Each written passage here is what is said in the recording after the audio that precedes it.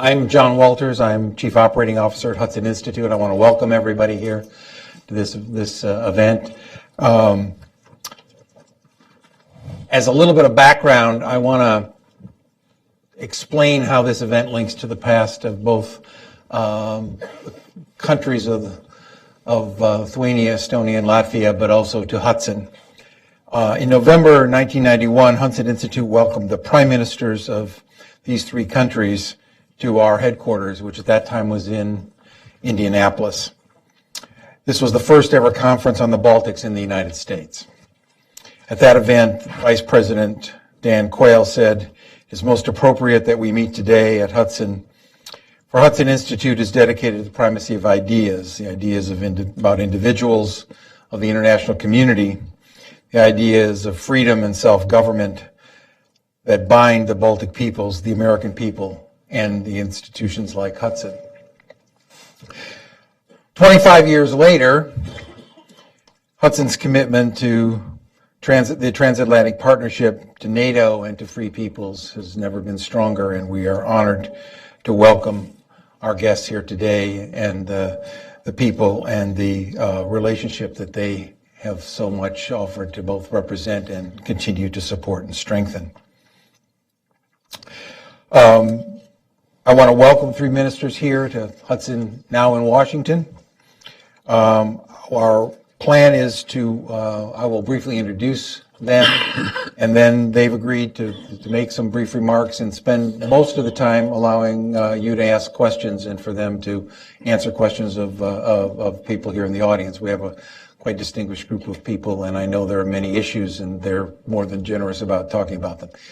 We expect that questions will not stop before we run out of time, and they've agreed to stay for a little bit afterwards, and if you want to informally ask them questions, they've agreed to do that as well. So I want to thank them for that generosity.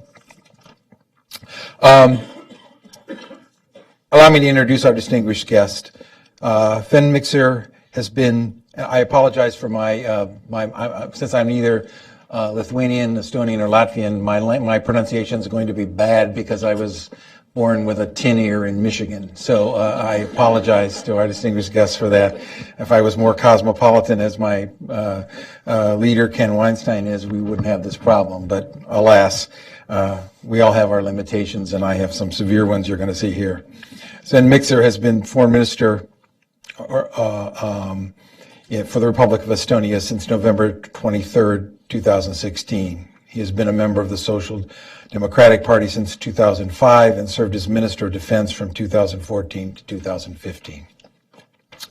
Edgars Rinkevics has been Minister of Foreign Affairs for the Republic of Latvia since October 25th, 2011. Previously, he served as head of the Chancellery of the President of Latvia from 2008 to 2011. Finally, Linas, now you're going to have to help me. Linkevicius. Thank you. Very good. Well, I tried the other ones, but that was, yeah, thank you. Now you're being very nice, and I appreciate it. Has been a member of the Foreign Affairs of Lithuania since December, Minister of Foreign Affairs of Lithuania since December 13, 2012. Previously, he served as permanent representative of Lithuania to the North Atlantic Council and twice as Minister of Defense from 1993 to 1996 and from 2000 to 2004. As I say, the ministers have agreed to open with some brief remarks. We'll open to questions, and they will allow some informal conversation with you afterwards. So I want to thank you again for being here. We could not be happier and more honored by your presence. Which order do you want to start in?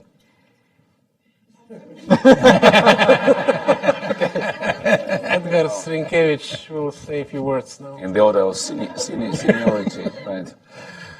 Okay. You see, we have really true Baltic solidarity. We will spend around 1 hour discussing who is going to start. But thank you very much, first of all, for hosting us here today.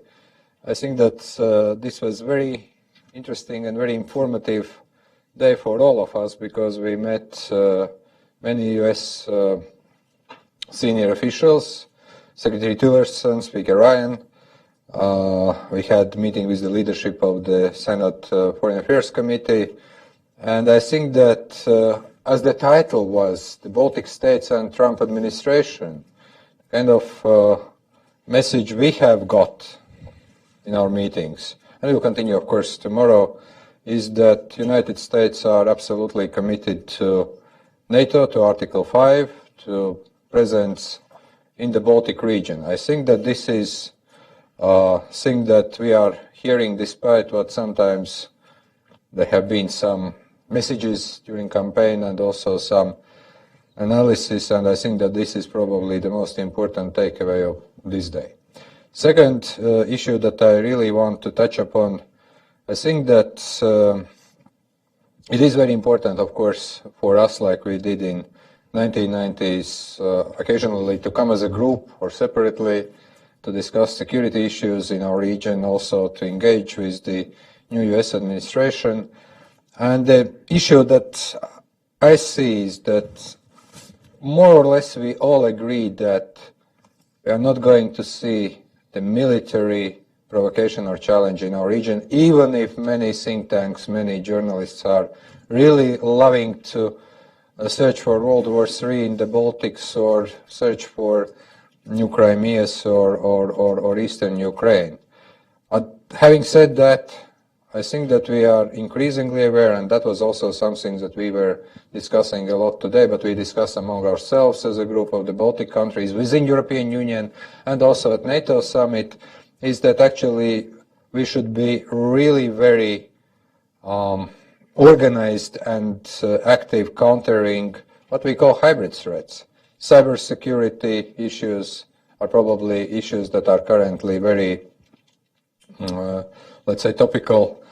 Also, information warfare. The Russian propaganda efforts are really absolutely, I think, out of any proportion.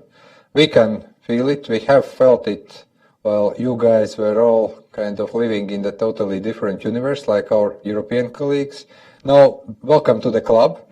We can share some thoughts, but I think that we all understand that we can deal with such kind of challenge only together. And what we should be good at, much better at than we are. Look, when we are challenged by the propaganda, when we are challenged by the country like Russia that is really trying to revise international law and order, trying to undermine the whole set of values that we have developed, that we somehow, look at this in a fragmented way. We think that we have to deal with cybersecurity and then we have to deal with information, let's say, campaigns and warfares. The guys in the opposite side, they look at it from a totally different perspective. They combine all those tools, and they are very successful so far. So one thing that I was particularly positively stricken today in our meetings, that also our US counterparts, interlocutors, are also now coming to understanding that we should address this. I know that I have two very distinguished colleagues that also want to join into this discussion with their words, crisp words of wisdom. I already in advance agree with whatever they say, even if it's not customary for me to do it. And I would very happily pass to, I don't know who is going now to speak. Thank you, Mr. Thank you. Thank you very much, Edgars. I must apologize. I've lost my voice a bit. We all have been in town since Wednesday last week. And, there's been quite a significant fluctuation in temperature, going like from -4 to +26 centigrade. I have absolutely no idea what that means in Fahrenheit, but anyway, it's been too much even for me coming from Estonia. So I try to keep you are very lucky because that makes me keep my interventions very brief, and I will listen to my colleagues and then jump in only when they start talking absolute bull. But I'm sure that won't be the case. So I just wanted to say that the title of today's discussion is really very intriguing. The Trump administration and the Baltic states, so the other way around, the Baltic states and the Trump administration. Well, since we restored our independence in the early 1990s, we have been working with, well, now Trump is the 5th US president we are working with, and we've seen Democratic administrations and Republican administrations. We've seen in both the House and the Senate Democratic and Republican majorities. But we have enjoyed this support and a very good cooperation with all of those congresses and administrations, and I have absolutely no reason to doubt that this is going to continue, because this is an alliance that's been bound together by not by tactical interest, but by a shared set of values, and I think that both Europe and the United States are very much interested in seeing the continuation of this rules-based world order that we have all benefited from over many decades. We just a short while ago attended a reception that was devoted to the 60th anniversary of the signing of the Rome Treaty, and I think that and the 70th anniversary of the Marshall Plan was mentioned by the EU ambassador here in his remarks on that occasion. So I think that we all know that can clearly see how much the whole transatlantic community has benefited from the very close relationship between both shores of the Atlantic Ocean. And I think that when we keep this solidarity, when we keep this strong transatlantic bond, we will have many very successful decades ahead of us. And I think that particularly in the Baltic states, in a part of the world that actually in the last century suffered from 3 successive occupations, and actually lived after having enjoyed independence and independent statehood for 2 decades. We actually lived for approximately half a century under occupation. I think, testimony to what are the benefits of democracy and liberty and rule of law. So I think we can very much appreciate the support and the encouragement that we have received from the U.S. administrations in the past, US Congresses and U.S. people during the 50 years when you never recognized the annexation of our independent countries to the Soviet Union. And I think that we should also stick to the same principles when it comes to today's outstanding security challenges. For example, the illegal annexation of Crimea and the Russian aggression against Ukraine. Thank you. Also, would like to say that I'm very happy to be here, to see so many familiar faces sitting here, and also some standing. And good to remind old good days when in some early 90s, as being defense minister, Sven was also defense minister, Edgars was also deputy minister of defense, so we came from this defense circle. And we had only trilateral meetings at that time. 3 of us were meeting, delivering messages, making full use of our cooperation. That was really very important, precious moments. And now it's good to recall. And now Ken coming to States with a united message, as a united team, and bringing message very clearly that we are committed to the common, so to say, security, committed to the common challenges.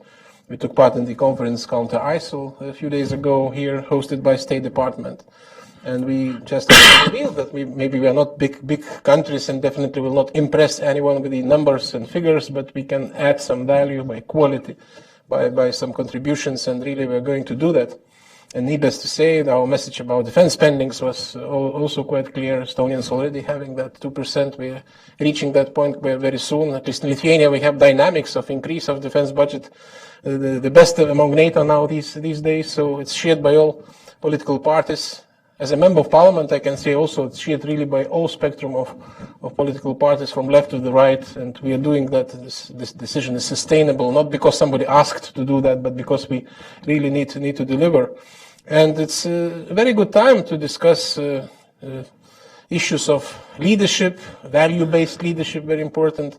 And needless to say, I believe this 2017, every year is not boring, but 2017 becoming like stress test to our values, to our Euro-Atlantic values, to our, so to say, values which are really have some costs and not a given, like freedom, independence, it's look like automatically done by something and given. No, it should be defended, and especially these days we have to remind ourselves that our partnership should be based really on foundation, value-based foundation.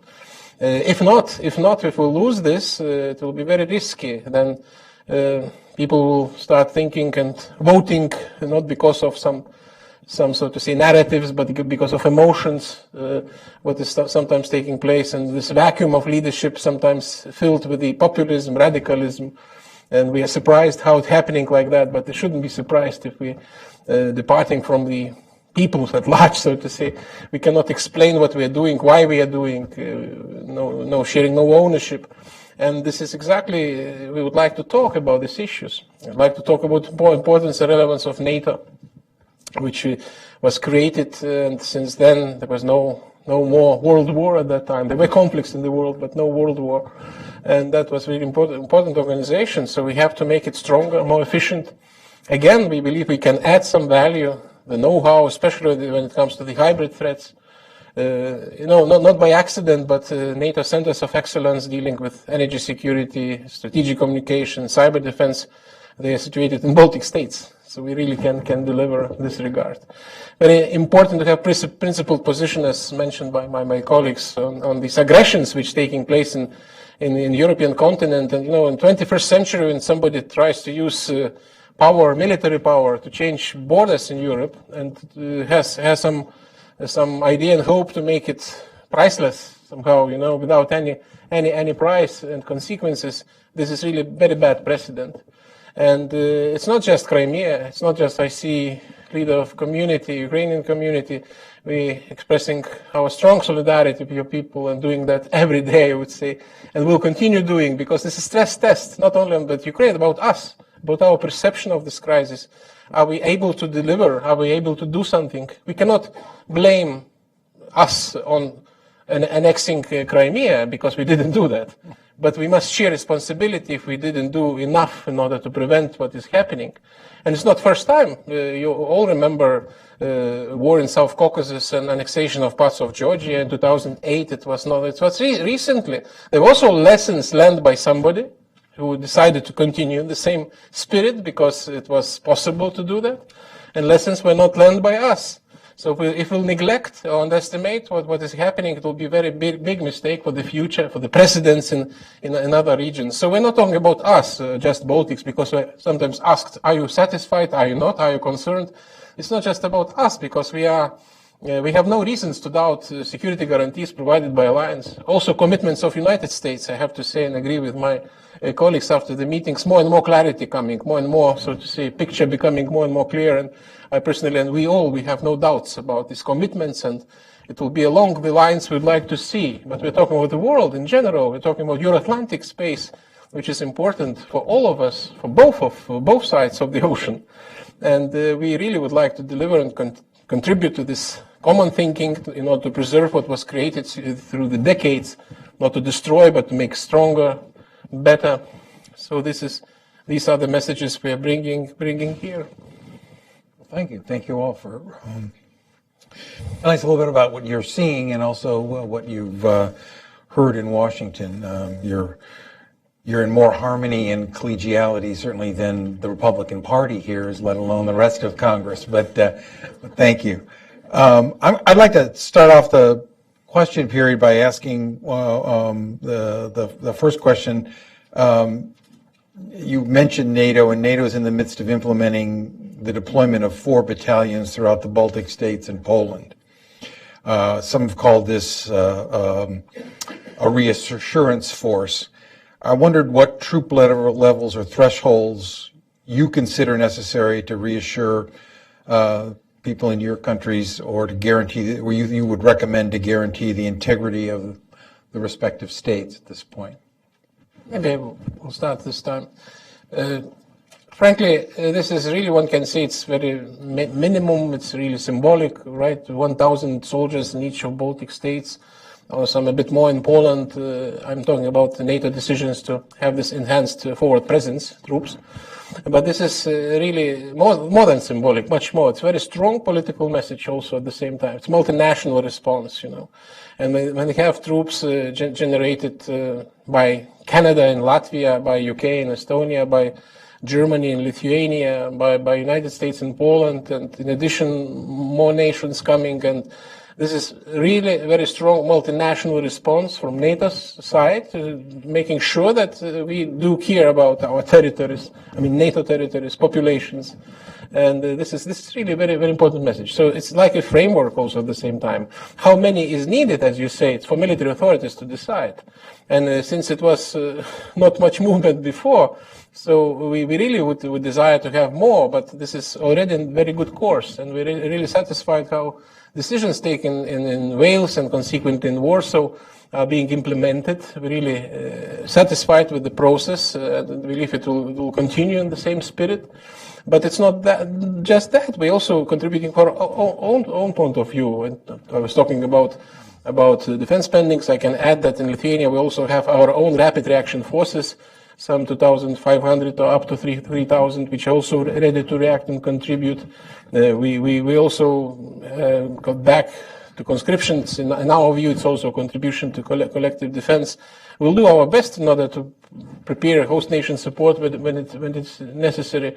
But military authorities must plan the process accordingly, and I have no doubt it will be done. But one more point, it's a bit trick.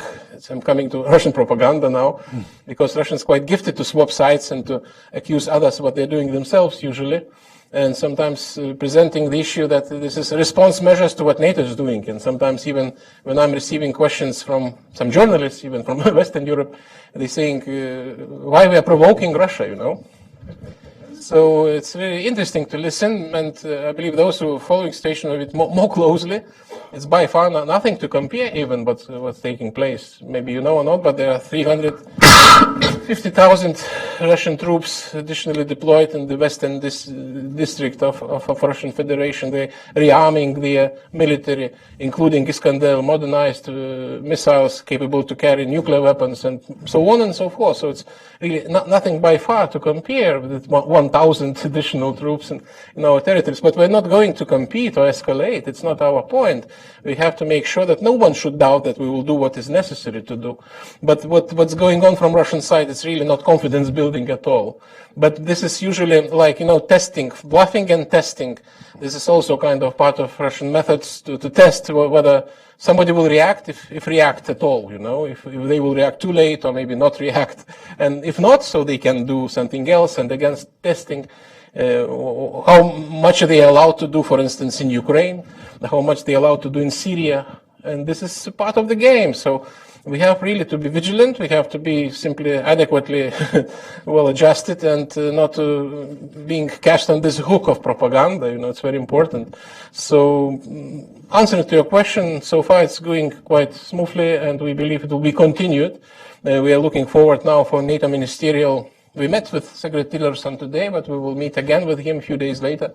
NATO foreign ministerial, preparing for summit end of May. So this is really a good time to take stock and to look ahead what we are going to do with our alliance, and how we'll make sure that he will be efficient as it was before, and no one should doubt about the readiness to act if necessary. Yeah, I believe it's very difficult to add anything to what Linas just said, but I'll try anyway.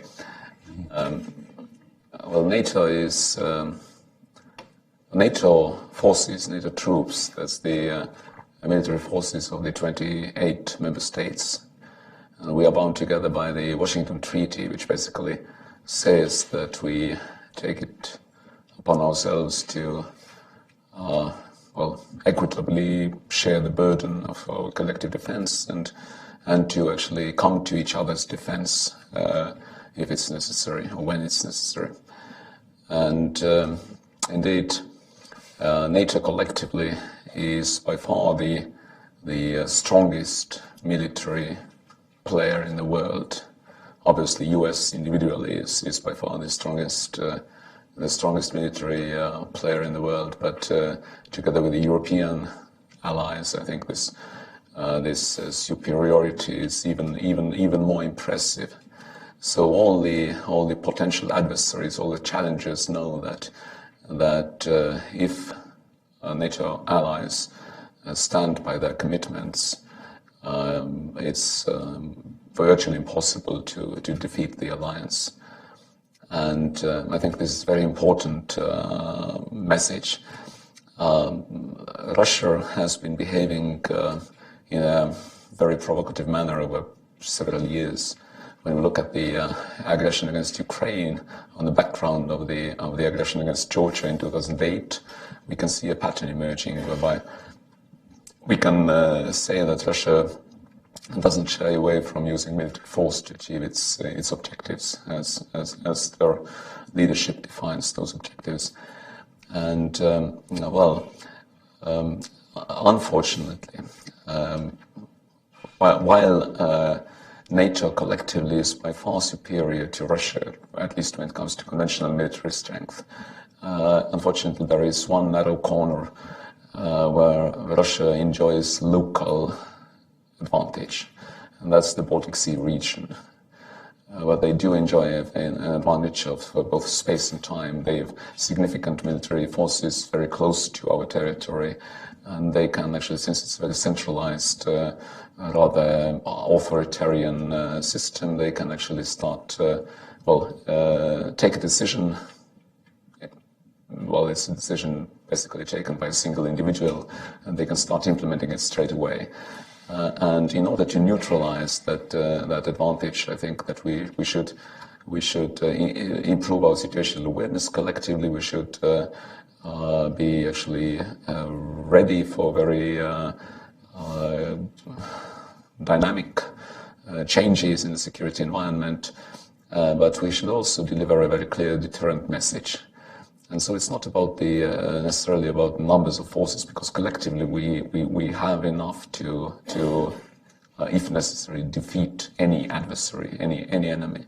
And we definitely do have enough military power to deter an adversary. We do not think that Russia is an irrational player. We believe that Putin is very much a calculating guy.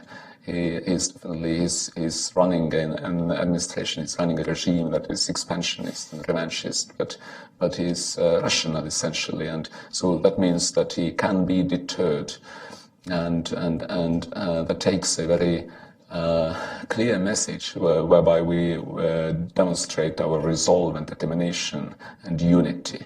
And this new deterrent posture in our part of the world is exactly what we need to do. I mean, to deliver this unambiguous deterrent message. Obviously, from a military planner's point of view, I think if you are planning for a war which you want to win, if you want to defeat an enemy, then it takes a slightly different footprint, slightly different posture than what it takes to actually deliver that deterrent message. So I think that by way of deterrence, what we have been doing as an alliance, following by implementing the decisions taken first in Wales at the NATO summit, and then in Warsaw, is actually putting in place a deterrent posture that I think is very much doing the job of delivering this message to the leaders in Moscow. Well, thank you for provoking defense ministers now. I think you just heard defense ministers talking. The only difference between defense ministers and foreign ministers is actually that defense ministers talk much less but do much more in their practical work.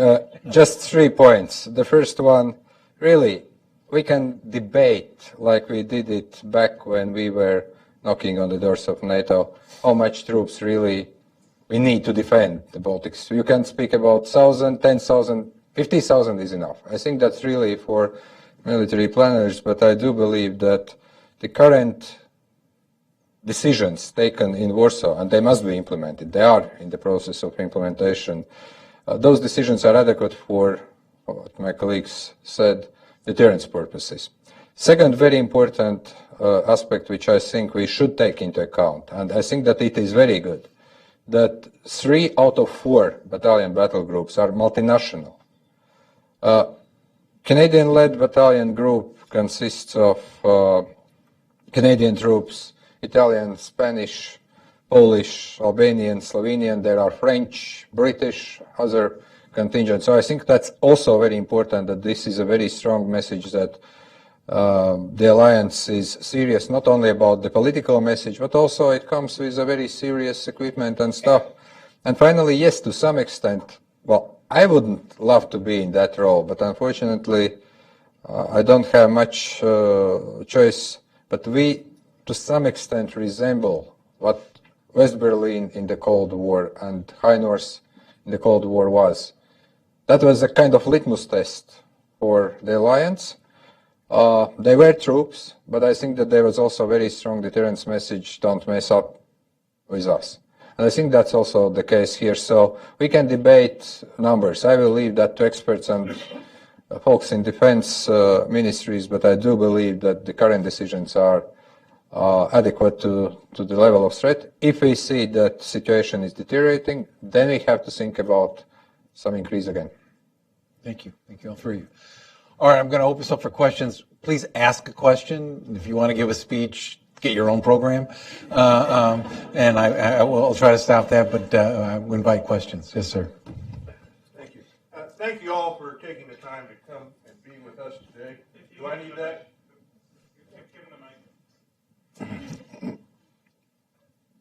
I was in the United States Marine Corps. We didn't use these. My name's Ross Duckworth. I'm retired from the United States Marine Corps. I'm a defense consultant here in Washington, and I consult for an Estonian company. In October, someone who is going to remain anonymous, but I think all three of you probably know, said that the people of Estonia would not only welcome, but would encourage the basing of United States military forces there. And that just shocked me. And I said, well, how are the Estonian people going to react? And the response was, well, we've already asked them. And they're in favor of it, including our Russian population, because they'd rather see United States military in Estonia permanently than Russian military there. Thank you. That was a statement, I believe. Yeah. The question is, so would you react to this if you're willing to? I just said, well, was the decision, this summit decision was to put in place this enhanced forward presence of the alliance. And we have just seen over the past week, the French and British troops arrive in Estonia with heavy armor.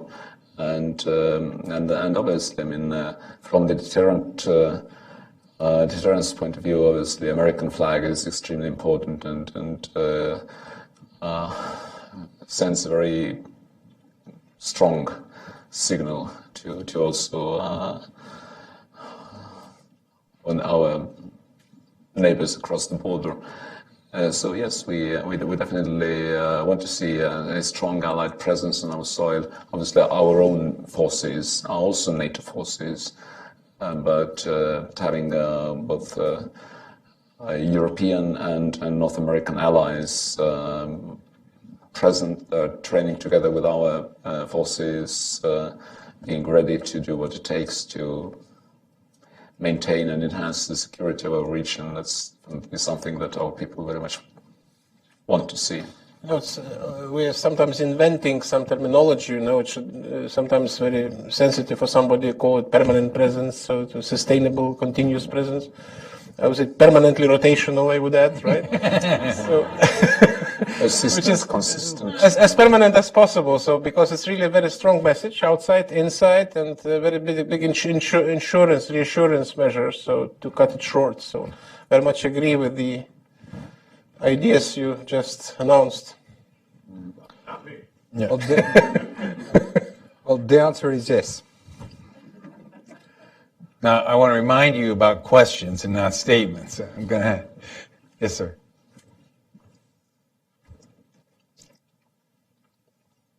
I'm Peter Humphrey. I'm an intelligence analyst and a former diplomat. Wondering if you guys are reinforcing your frontier with Kaliningrad. And also, could you each tell me what still is on your wish list from the U.S.?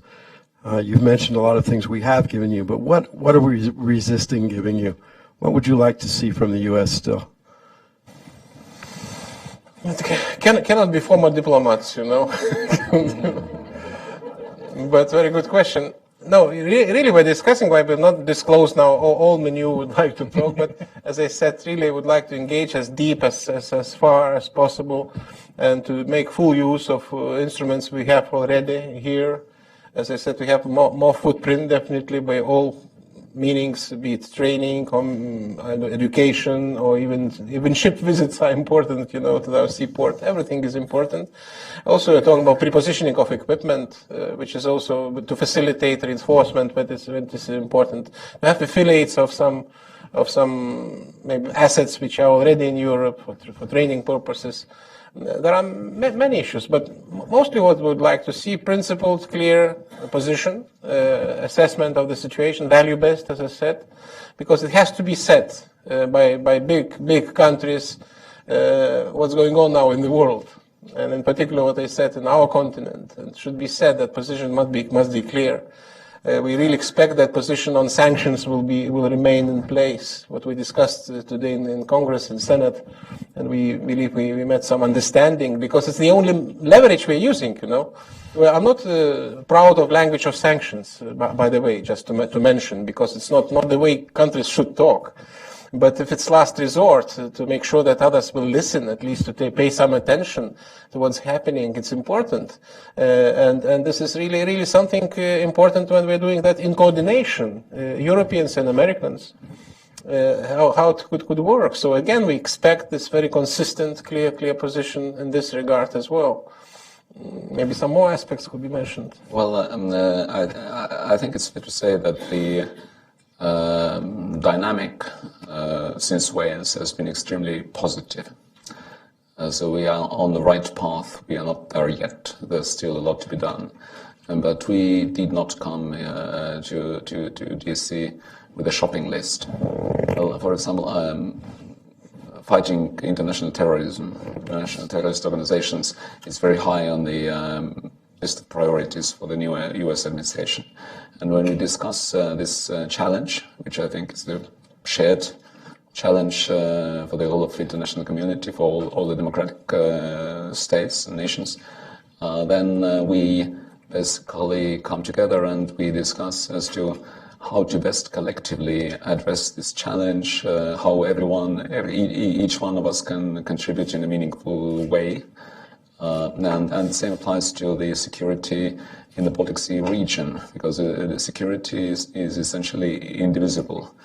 And when we discuss how to maintain the stability in the Baltic Sea region, how to enhance security in our part of the world, then we discuss very openly as to how each and every one of the allies can contribute in a meaningful way, so as to give added value to this sort of security posture and a deterrent posture in our region. So it's not as if we come with a shopping list and say that we would like US to do this, and this, and then we would enjoy the benefits of this contribution. I think it's how the alliance should work. We all contribute. It's 28 for 28, whether it's about the security in the Baltic Sea region, whether it's about the security in the Black Sea region, or whether it's about fighting international terrorism. Well, basically, I very much really agree with what Linas and Sven just said. I think that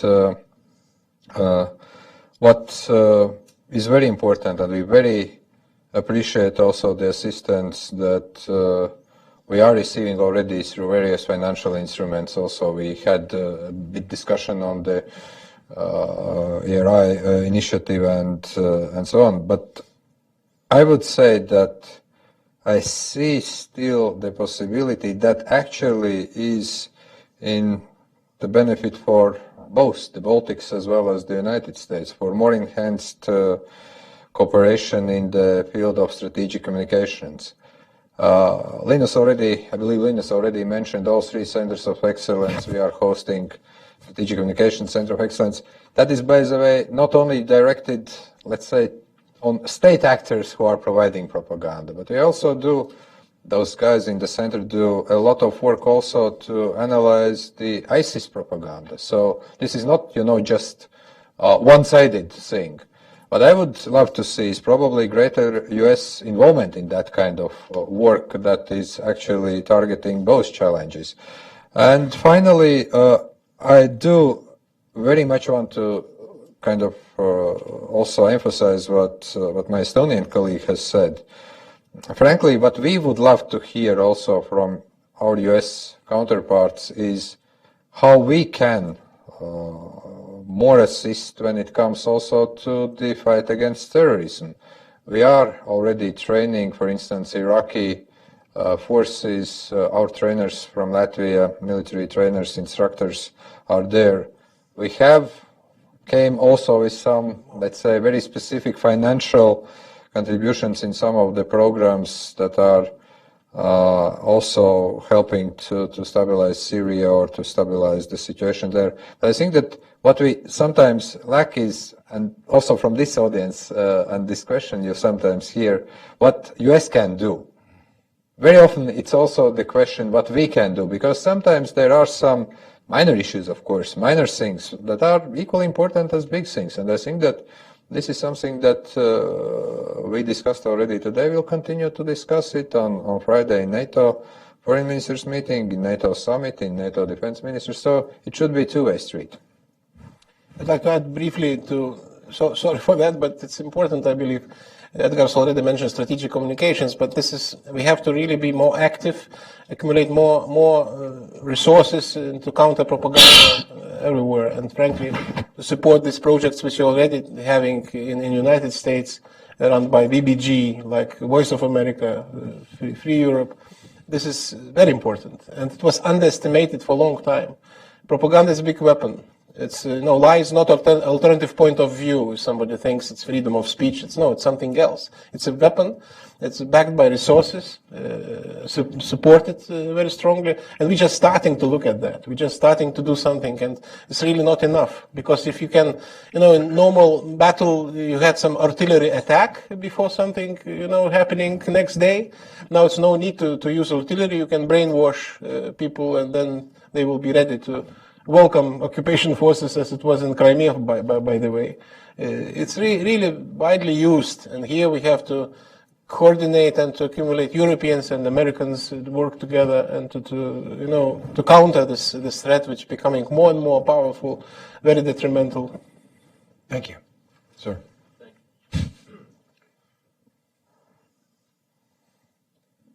Hi, Robert Schroeder with International Investor. I'm sure you've heard the old adage, if you want to know what someone's policy is, look at their budget, not what they say. You tell me you're straining to reach 2% of GDP. If Russia is such a threat that the three of you are telling us they are, why not 5%, 10%, 15%? During World War II, we spent over 40% of our GDP defending the nation. So what's this big strain to get to 2% if you are really that worried?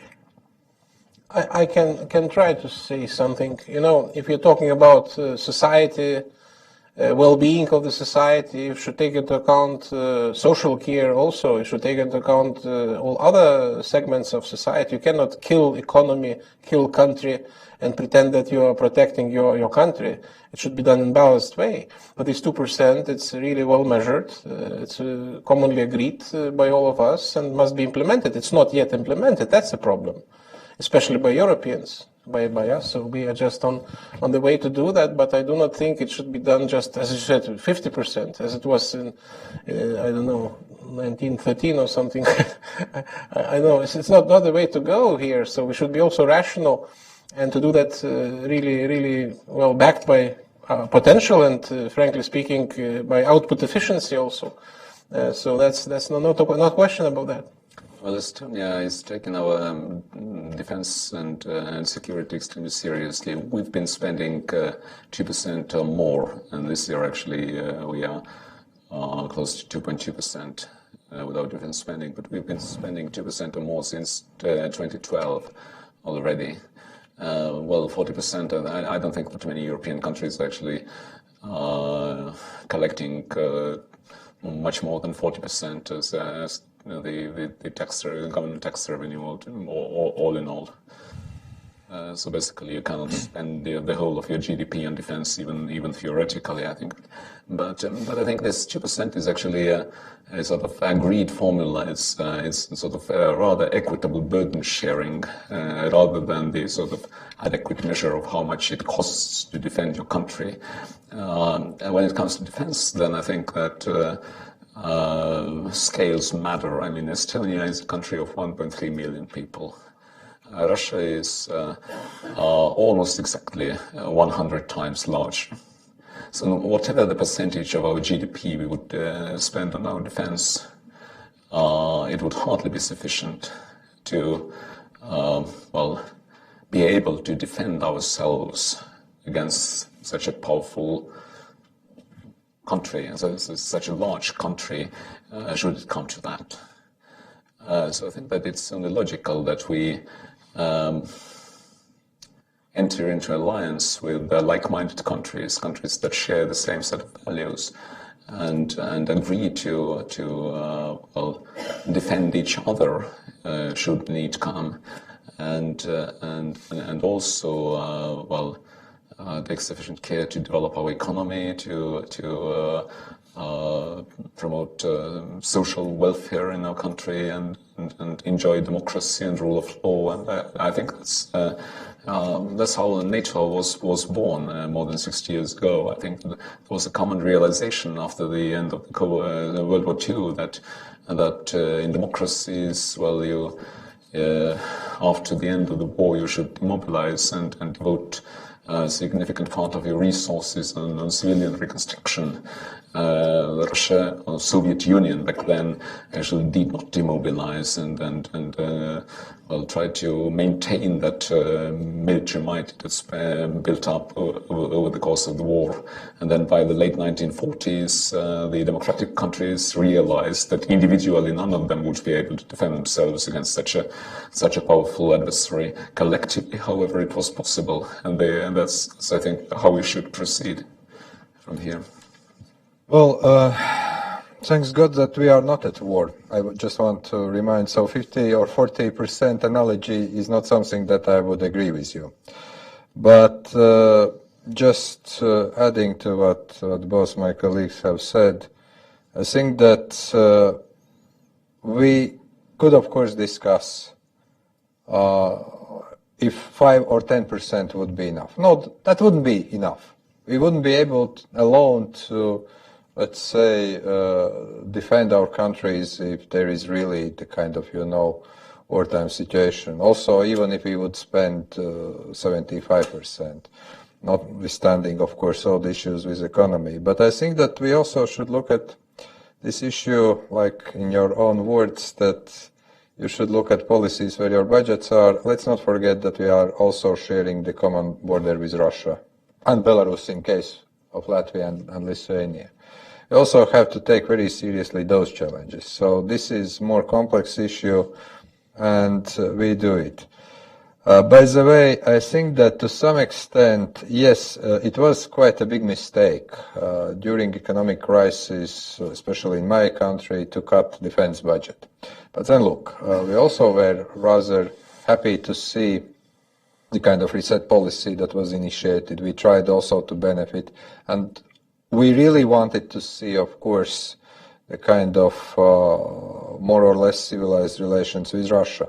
That all has gone actually in 2014 when we understood where the real issues are. So very much agreeing with arguments that have been presented here. I just want to say that this can be endless discussion. I by the way, think that we will not stop in Latvia at 2%. I think we will go higher. The real issue here is not only accountancy or invoices, but also the real issue here is also capabilities that we should really develop both to address very traditional military challenges, but also those rather interesting, unusual things that we were talking, cyber and strategic communication. Thank you. Miss back there. No, the young lady in front of you first. I'll get to others.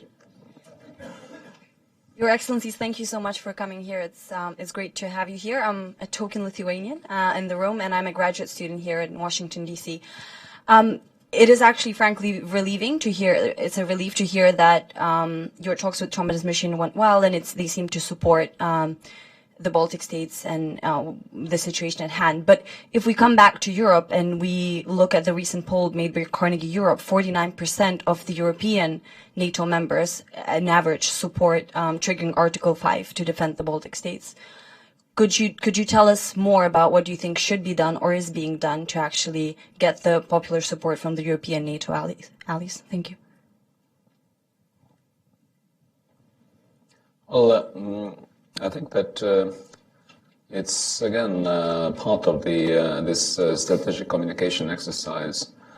I think that it is quite well understood in our three countries what NATO is about and why it's important to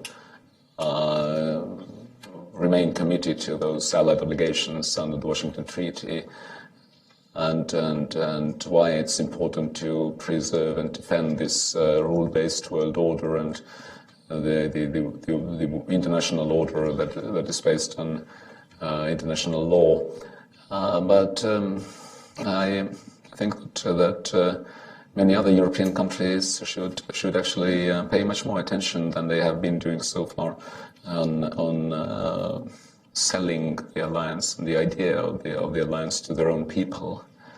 But I'm happy to say that political leaders in virtually all allied countries understand what is at stake, and there's broad agreement as to how detrimental it would be to lose the credibility of the alliance, and how those are the powerful forces in the world who are not interested in seeing this international order sort of strong and credible. How they might take advantage of the situation if we sort of dropped our unity and resolve. I'd like to say that, we have to draw some lessons and to understand that the lack of leadership, in Europe in particular, it's really a problem. And it has to do with pursuing with our ideas, explaining to public, and it has to do with the lack of resilience. If we talk about lack of resilience in the East, it's the same equally applicable to the West. And there are a lot of examples. So why people are indifferent sometimes, electorate indifferent, not perceiving threats as the real threats. That also explains why we have to convince them and to add additional efforts to make them understand what's going on in the world. It's really very, very difficult. Some examples. I don't know whether here in the audience somebody from Netherlands. I don't know, but it's not because I would say a bad example, but as example. Maybe those who following, there was an association agreement between European Union and Ukraine. It was ratified by all European parliaments. And suddenly in Netherlands, it was law, relatively fresh, like a year and a half old, on referendum. And some political group decided to test this law, how it works. And they chosen Ukraine just for the testing. And by the way, cynically even said that they do not care about Ukraine, it's not a problem for them, but they want to punish their government, bureaucrats in Brussels, and just to test. And it was consultative referendum, not obligatory. But again, they said that they have to respect, voices of people, and they have to revisit this support and back up for association agreement. It looked for me really a bit strange. It's Western democracy with traditions, but the referendum was about the issue which has nothing to do with the reality. Because they were, just briefly, just to inform you, there were 3 points, three aspects, what was disturbing Dutch society. First of all, they were concerned about membership in European Union. Association agreement has to do with the membership, which is not the case, because membership is different track, and there are association agreements with the Mediterranean countries, North African countries. It's really not about membership. Second concern was military cooperation, which is also up to the governments to increase, to decrease, or to have no cooperation. It's also not the case. And third concern was visa-free regime, which thanks God it's coming, but it's different process. It's different. It's not about the association agreement. So my point was to our Dutch colleagues that, look, if you're respecting your people, so explain them what they're voting for, because it was emotionally done, and just, you know, I also consider it a lack of resilience, and also responsibility of governments to explain to the people what they're voting for. This is very important. And basically, more examples like that. There were also some votes in the French parliament, I remember, about sanctions that had to be lifted or not. There was some minority of members of parliament voted, but nevertheless message was spread like that, also very counterproductive, I would say. So this is really lack of leadership and positive and forthcoming, so to say, work of the governments to explain to people what we're doing. If not, we will have results like that. People will be indifferent. And again, coming back, by the way, to the Dutch issue, I volunteered to go to Dutch Parliament and spent a whole day, 25th of October, I remember, I suggested to talk. It was interesting to discuss with the members of factions, political groups. It was unusual that somebody coming to talk about issues like that. But it was well received, but it was a bit too late, you know. Not too late, because now it's okay. It's solved, I would say, but it was felt that, look, it could be done before, earlier. So we're talking about Western Europe, we're not talking about Eastern Europe. We're talking about something which is in our courtyard. And, you know, the message is that the zone of comfort, that everything is given, it's gone. It's not given, it's not granted, nothing is granted. We have to be quite focused in order to make sure it's happening in all aspects, also with regard to the Russian issue. And one more message I see, my good friend Piankovsky, who is former advisor to the President Putin. Ilarionov. Piankovsky is, sorry, Ilarionov, former advisor to President Putin, and he knows much better what we're talking about here. But my point is that we have to not mix up Russia and Kremlin. I met today also Vladimir Kara-Murza. Today we talked to a journalist who was second time attempted to be poisoned. It's also Russia. So I'm never mixing up Kremlin and Russia. And when I'm saying that I'm Russophobic, I'm reminding that I'm not I'm Kremlophobic maybe, but I'm not Russophobic. I can speak Russian, I like to talk to Russians, and we're inviting Russians for Russian forums. We're discussing with Russia and Russians together with Ilarionov and others about future of Russia within Europe. And this is the way to go. So let's do that, but let's really kind of refresh our so to say ammunition, and let's take it very seriously, much more seriously than it was before. Let me let our colleague from Cato's ask a question. Definitely Ilarionov, not Piankovsky. Since you brought him in, I have to let him finish. First of all, thank you very much for the presentations. May I ask you the question that I asked a few hours ago in the other audience, but I think it's quite relevant at these days. If one bad morning we would be woken up by the news that one of your neighboring countries, Belarus, is being occupied, what would be your response? Not only U.S. administration, but administrations of Baltic countries. I have to say that it's not already occupied. It would be too much, maybe. But frankly, Belarus is really quite integrated into Russian Federation already. And if Edgars spoke about the border, so we have already almost 1,000 kilometers long border with Kaliningrad region and Belarus, 650 plus Belarus, 250 plus with Kaliningrad region. The border control is integrated, special services are integrated, air defense integrated. Now we'll have exercises up at 2017, and they're bringing big quantities of weapon systems into Belarus, not only in the Russian Federation, but also Belarus. God knows whether we will bring them back or not. Probably not. So they already, it's de facto. So we have to take it as reality, and our reaction is exactly like that. So we're telling that to our military planners and others to take into account what is going on in Belarus. Same as it's like enlarged Russia already.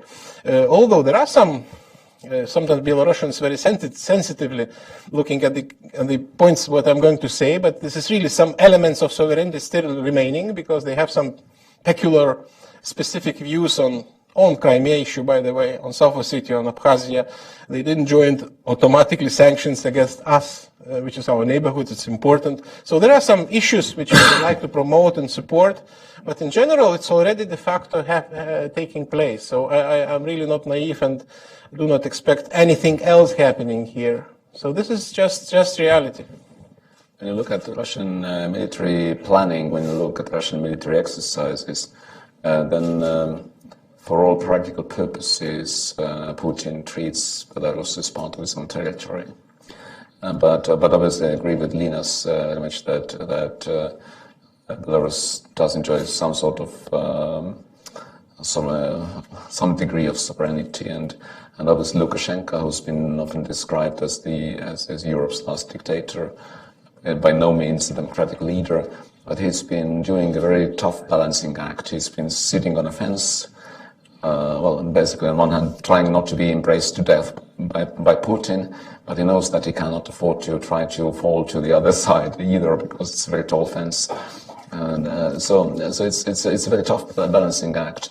But I think that what we should do collectively, I mean, I wouldn't like to speculate about a possible scenario, but what we should do is to basically make it very clear that it's not in the interest of the current Russian regime to launch another provocation, to launch another aggression. And I think that when it comes to Ukraine, then obviously what we have been doing as an international community, by way of imposing sanctions, we have not been successful in making Russia return Crimea to Ukraine or stop interfering in the eastern part of Ukraine. But at least I think that we've had some effect in preventing Russia from going even further in Ukraine or elsewhere, because clearly, I mean, their objectives when they launched this aggression, the grand plan was not limited to those to Crimea and those two regions in the eastern part of the country. So I think that it's sort of we have had some success in sticking together, in maintaining this European and transatlantic unity, and maintaining strong pressure on Russia. If this unity should crumble, then I think that it's an open invitation for Russia to do something, to launch another aggressive operation somewhere else, not against the NATO ally, I don't think, but somewhere else in its immediate neighborhood. Well, I think that one thing that we should already understand from purely military point of view, Belarus is very well integrated in Russian military system. Actually, that's where I believe we are speaking about not even the kind of Belarusian armed forces, those are actually Russian armed forces, but by proxy. However, if we, and we by the way are concerned about upcoming Zapad 2017 exercise later this year. We know that that's a public source information. Around 4,000 train cars have been ordered in Russia just to move troops. That is a very concerning situation. My very honest answer, would it mean the kind of wave of European Union economic sanctions? My honest answer is I don't know. We still have a couple of elections and we still have to survive many things before we actually talk about even extension of the current sanctions vis-a-vis Minsk agreement. But if you look from the purely military point of view, I think that would be a very serious situation that I referred earlier. That would be kind of a deterioration of security situation in our neighborhood that would require for NATO to reconsider decisions taken and to reinforce its presence in the Baltic region and Poland, no doubt. I think that kind of occupation, as you are saying, would be another breach of international law, and that would actually be also the test to the current US administration, to NATO again, and also to the European Union. So this is very unfortunate situation, but I think that theoretically speaking, we would be in a very difficult situation, analyzing and providing the answer. I don't have the kind of optimistic answer for you or for the audience. Everything will be okay. That's not going to happen because it's not going to happen. We can't rule it out. And then we also know how difficult at the very beginning, by the way. Let's not also forget it was to convince also European Union to go beyond just listing some of nice people in 2014 to go for more serious economic sanctions, which in turn actually happened. And the push was the downing of MH17 flight over Ukraine. If that wouldn't happen, if those things that actually we saw in the development in the eastern Ukraine, maybe also EU unity wouldn't be holding. So we shouldn't also take for granted what we have already. We shouldn't underline, we shouldn't also think that what EU has now in place is something that is too late. Actually, it's a remarkable unity, but if there would be new tests, I think that would be also quite a test for both, for NATO, for EU, and the whole international order. I'm going to respect the minister's desire to have some time afterwards to mingle with you informally, and it's rare, it's generous of them, and I want to allow them to do that. In closing, I'd like to not only thank them, but we've had discussions a little bit about some of the difficulties of this, but I can't help but think that what's striking is that free nations, large and small, can stand together in this process under threats. Very big nations. Yeah,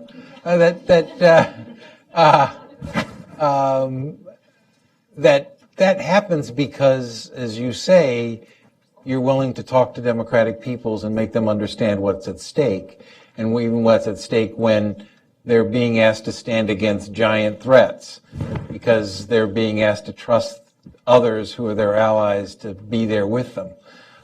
That is, I understand, not easy, and because it's not easy sometimes even for large nations for the peoples to face threats and see them ahead of time and to reduce those risks. So it's a tribute to the leadership that your nations and ours have had. And I think it's a tribute to your efforts to come here and work with the new administration and Congress at this dynamic time in Europe and in the United States, when these are all, again, under a kind of scrutiny to reestablish that relationship that protects all of us. So thank you for coming to Hudson. Thank you for the efforts to maintain these important alliances. And in the tradition that we've had here at Hudson, we are trying to continue the process of helping to educate and make people understand, and also to face these new threats. We've begun to do a lot more work on information warfare with both other European allies and with U.S. agencies, and also tried to do more to help explain the international relationship that is